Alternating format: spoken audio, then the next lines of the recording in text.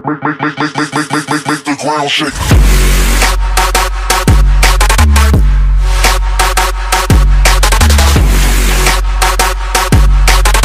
Hello YouTube, what a great chapter of Fairy Tail to go into after last week when Makarov supposedly died, but we don't know yet because it is Hiro Mashima.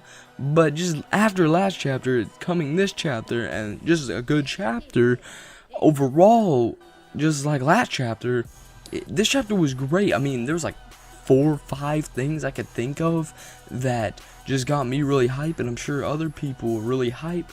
Just the fact, that Mavis was crying and Erza was crying, and just the reaction of other Fairy Tail members. And I'd say my favorite part was Erza crying and Mavis crying, and it didn't hit me till this chapter that Mavis was there when Makarov was born. She was the one who gave him his name.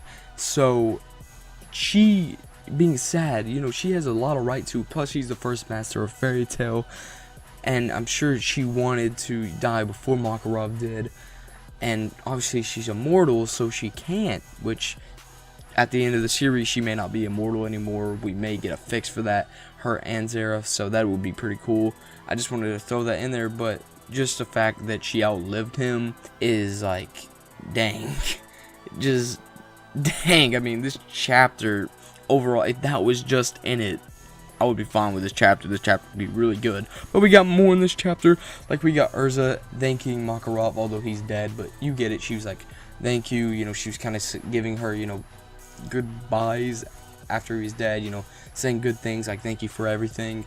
And just Lox is going up to Mavis saying, hey, we're in the middle of a war right now.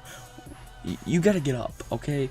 Yeah. And Loxus has every right to be sad right now, but it's sad, but he's not crying because, well, he realizes they're in a war and he's gotta fight. So he's like, get up, we gotta fight, morning's for later. And I really gained respect for Loxus when he did that. So, thumbs up for Loxus. Fairy Law that Makarov used took out 70 to 80% of the Alvarez army. So, it actually did something, although it didn't take out any of the Spriggan 12, which sucks, but I kind of figured that would happen. And like I said, I didn't think that it was a deservable death for Makarov, but it is what it is. And after seeing this chapter, it's just like, if they bring him back, no, you just don't bring him back, Hiro Mashima. I have a good feeling about this, though, that he won't, but hey, I'm gonna jinx us all, right?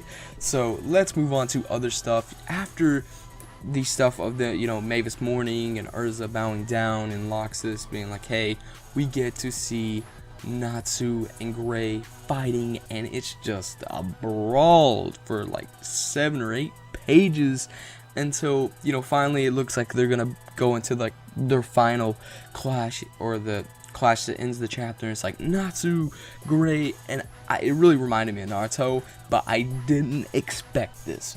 Erza pulled a Kakashi, and you may be catching what I'm saying. Kakashi, if you don't remember in the Naruto series, he jumped out and stopped Naruto and Sasuke from their Chidori and Rasengan colliding when they were really mad.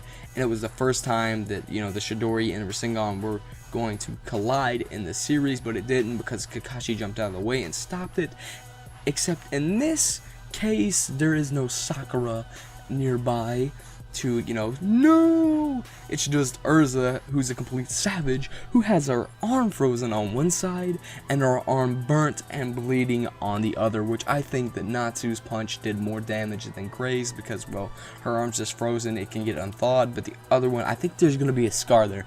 If there's going to be a scar there, that would be cool. If not, oh well, they'll probably just be bandages on both. But, it'd be pretty cool to see a scar on Erza's arm right there. And what made it even more better is she was crying, and the look on Natsu and Gray's face, it was just like, oh yeah, you screwed up, boys. But I'd say my favorite part, just out of all the chapter, was when Erza was crying. And I remembered, I was like, oh crap, in the Tower of Heaven arc, Natsu flipped off because Jalal made Erza cry, and now that he and Gray are making Erza cry, it's just like, oh dang, now you're the ones.